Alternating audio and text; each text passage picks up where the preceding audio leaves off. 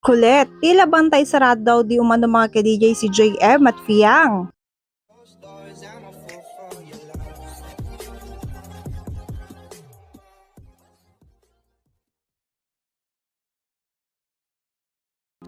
Tila bantay sarado daw mga ka-DJ ni Colette itong si JM at Fiang. Matatandaan mga ka-DJ na malapit na kaibigan ni Colette itong si Jazz. Lalo na mga ka-DJ nung nagkasama sila sa huling task kung saan mga ka-DJ hiwalay ngayon din sa adults. Doon sila nagkaroon lalo ng bonding ni Jazz mga ka-DJ at ang hilig niyang bigyan ng mga positive na komento itong si Jazz. At lagi nga maganda mga ka-DJ ang advice niya kay Jazz mga ka-DJ kapag ka nag-open up itong si Jazz sa kanya. Katulad na lang mga ka-DJ nung nagkainitan si Jazz at Fiang sa rap battle, ito ang naging opinion at advice ni Colette kay Jazz. Napaalahanan mo lang sa mama niya kung alam ba ng mama niya na ganyan yung mga gawa niya, o proud ba siya na makapag-graduate siya na walang natutunan, parang ganun ba, na-trigger lang siya kasi parang natamaan yung ano niya, yung ego niya na question mo na makagraduate siya nga. Kung ako yung hindi ato, syempre matrigger jud ko kay unsa may labot nimo kung makagraduate ko, wala ko gaakuan, ako amang diskarte marag ana ba murag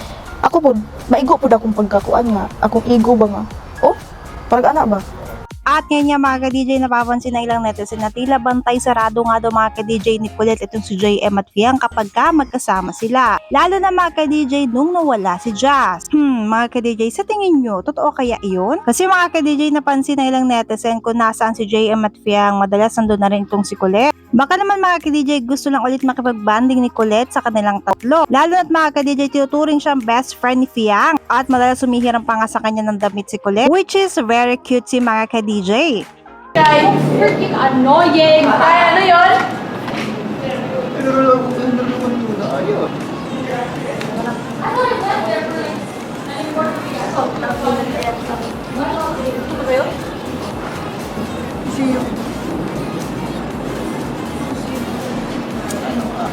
Mama mo.